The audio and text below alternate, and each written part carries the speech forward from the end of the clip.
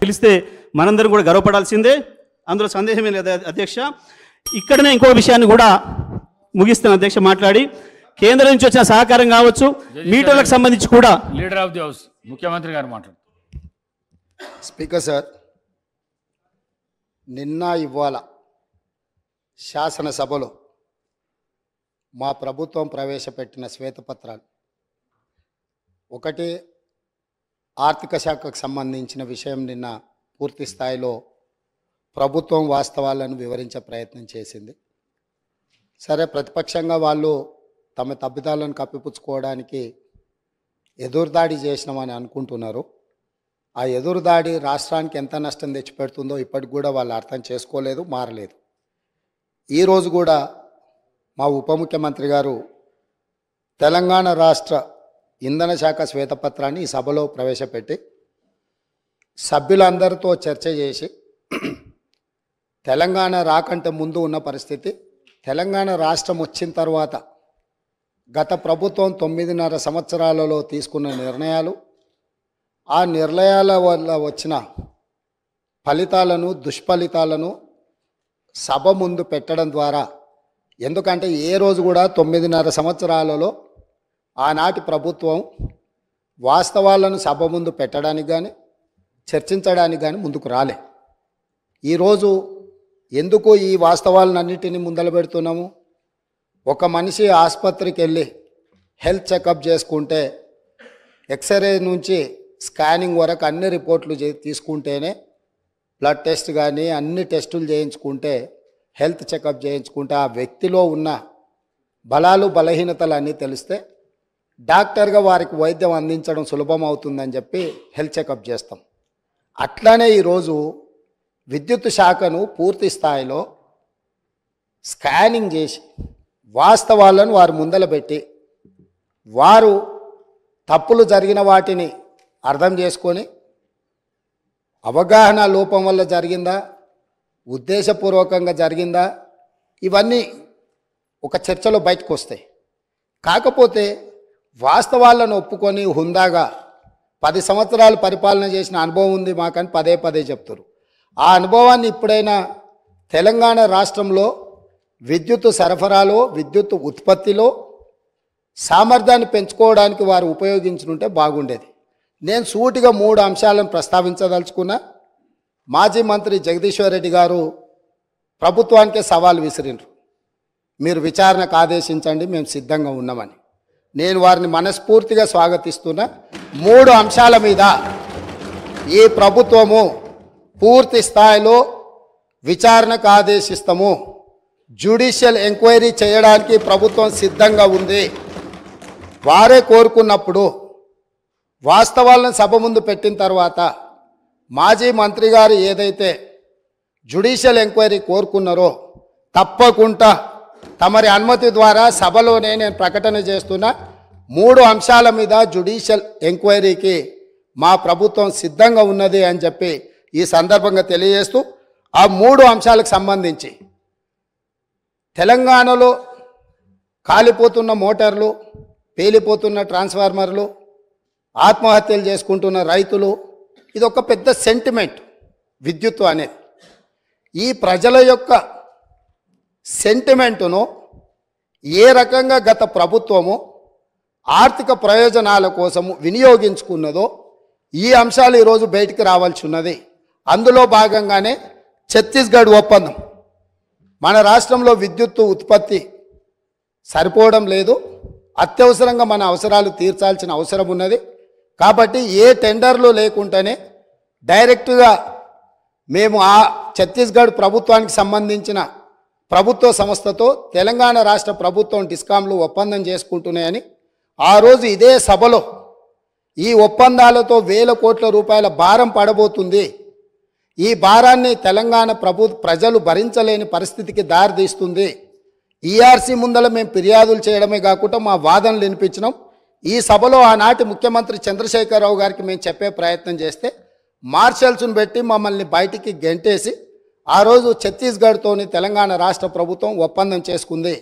దీనికి సంబంధించి విద్యుత్ జేఏసీకి సంబంధించిన తెలంగాణ ఉద్యమంలో క్రియాశీలక పాత్ర పోషించిన ఒక జెన్కో ట్రాన్స్కో అధికారి నివేదిక ఇచ్చి ఈ ఒప్పందం వల్ల నష్టం జరుగుతుంది అన్నందుకు అతన్ని ఎక్కడనో మారుమూల ప్రాంతానికి బదిలీ చేసి కక్ష సాధింపుగా అతనికి ఉన్న హోదాను తగ్గించి ఒక చిన్న ఉద్యోగంలో నియమించారు అధ్యక్ష. వారిక్కడ సభ్యుడు కాదు కాబట్టి వారి పేరు తీసుకుంటలేను. సంస్థలో పనిచేస్తున్న ఉద్యోగి అనుభవంతో తెలంగాణ ఉద్యమంలో విద్యుత్తు జేఏసీని క్రియాశీలకంగా ముందుకు నడిపించి ఉద్యమంలో ముందున్న వ్యక్తిని తెలంగాణ రాష్ట్రం వచ్చిన ఎంబడే శిక్షించి అసలు ఈ విద్యుత్తు వినియోగించినా వినియోగించకపోయినా అదేవిధంగా విద్యుత్తును రవాణా చేయడానికి వినియోగించాల్సిన కారిడార్ను పర్మనెంట్ ఒప్పందం చేసుకోవడంతో విద్యుత్తు సరఫరా అయినా కాకపోయినా దాదాపుగా 1362.424 కోట్ల రూపాయలు ఈరోజు ప్రభుత్వం మీద భారం పడ్డది. ఆ విద్యుత్తు కొనుగోళ్లలో ఆనాడు కేంద్ర ప్రభుత్వము మనకు తక్కువ ధరకు విద్యుత్ ఇవ్వడానికి సిద్ధంగా ఉన్నా పెడచెవిన పెట్టి మీరు మీ ఆలోచనతో మీ అవగాహనతో మీకు ఎలాంటి ఉద్దేశాలు ఉన్నాయో నాకు తెలియదు. ఆ ఉద్దేశాలు ఈరోజు విచారణతో బయటికి రావాలి. కాబట్టి రేపు జరగబోయే జ్యుడిషియల్ ఎంక్వైరీలో ఛత్తీస్గఢ్తో తెలంగాణ రాష్ట్ర ప్రభుత్వం చేసుకున్న ఒప్పందాల మీద 100% విచారణకు ఆదేశిస్తున్నాము. ఈ ఛత్తీస్గఢ్ 1000 మెగావాట్ల విద్యుత్తులో జరిగిన కుంభకోణము నిర్లక్ష్యము ఈరోజు ఛత్తీస్గఢ్లో ఏవైతే కేసులు నడుస్తున్నాయో ఈరోజు వాళ్ళు ఫిక్స్డ్ కాస్ట్ వేరియేషన్ కాస్ట్ని లెక్కలేసి వాళ్ళు ఏ అదనంగా అడుగుతున్నారో ఏ పరిస్థితులు ఉన్నాయో అక్కడ ఛత్తీస్గఢ్ ఈఆర్సీ ముందలో జరుగుతున్న కేసులు ఏమున్నాయో వీటన్నిటిని పూర్తి స్థాయిలో విచారణ చేయడం ద్వారా మొత్తం వాస్తవాలను బయటకు తీయాల్సిన అవసరం ఉంది. ఛత్తీస్గఢ్ ఒప్పందం మీద ఈ ప్రభుత్వం విచారణకు ఆదేశిస్తుంది అధ్యక్ష. మేము విద్యుత్తు సామర్థ్యాన్ని పెంచినామని పదే తెలంగాణ రాష్ట్రం వచ్చినాడు 7778 మెగావాట్లు ఉండే ఈరోజు 19475 మెగావాట్లు మేము సాధించినామని చెప్తుండ్రు అధ్యక్ష. ప్రభుత్వ రంగంలో వీళ్ళు సాధించింది గుండు సున్నా కొత్తది. ఎందుకు అని అంటే ఇక్కడ సోలార్ చూడండి అధ్యక్ష, ఈ పేజ్ నెంబర్ 7లో ఆనాడు 74 మెగావాట్లు ఉంటే ఈరోజు 5600 మెగావాట్లు వచ్చింది. ఇది గవర్నమెంట్ సంస్థ నిర్మించింది కాదు, ఒకటే ఒక మెగావాట్ గవర్నమెంట్ నిర్మించింది ఈ 10 ఏళ్లలో. ఇవన్నీ ప్రైవేటు సంస్థలకు ఆనాటి ప్రభుత్వం టెండర్లు పిలిచి ఆనాటి ప్రభుత్వం ఒప్పందాలు చేస్తే వీళ్ళందరూ ప్రైవేట్లో వీళ్ళు నిర్మించుకున్నది. అదేవిధంగా కేంద్ర ప్రభుత్వం నుంచి వచ్చింది ఆనాడు 1873 మెగావాట్లు ఉంటే ఈరోజు 186.76 మెగావాట్లు ఉన్నది అధ్యక్ష. అదే సెంబీ కార్పు నుంచి 270 ఉంటే ఇట్లా ఛత్తీస్గఢ్ ఇవన్నీ ఒప్పందాలు చేసిరు అధ్యక్ష. ఎక్కడ వీళ్ళు జెన్కో ఆధ్వర్యంలో రాష్ట్ర ప్రభుత్వం కొత్త ప్రాజెక్టులను ఏవి నిర్మించలే. వీళ్ళు గొప్పగా చెప్పుకున్న భద్రాద్రి కాలం చెల్లిపోయింది. యాదాద్రి ఇంతవరకు 1 మెగావాట్ కూడా విద్యుత్ ఉత్పత్తి చేయలే. 35,000 కోట్ల రూపాయలు ఖర్చు పెట్టి సింగిల్ మెగావాట్ విద్యుత్తు కూడా ఉత్పత్తి చేయకుండా 10 సంవత్సరాల తర్వాత మళ్ళీ సభలో నిలబడి మంత్రులందరి మీద దాడి చేసి దబాయించి ఇంకా ఎంతకాలం గడుపుతారు అధ్యక్ష? ఎంతకాలం గడుపుతారు? మేము స్పష్టంగా మా మంత్రి కోమటిరెడ్డి వెంకటరెడ్డి గారు 24 గంటల విద్యుత్ మీద వీళ్ళు డంబాచార ప్రకటనలు చేస్తుంటే సబ్ స్టేషన్లు కూర్చొని లాగ్ బుక్కులు తీసుకొచ్చి ముందర పెడితే అక్కడ ఉన్న లైన్మెన్ క్లియర్గా చెప్పిండు 8 నుంచి 10 గంటలు ఇచ్చినాం, కొన్నిసార్లు 12 గంటలు ఇచ్చినాం సార్, ఈ మధ్యకాలంలో అంతకంటే ఇవ్వలేదు అని చెప్పి స్పష్టంగా చెప్పిండు.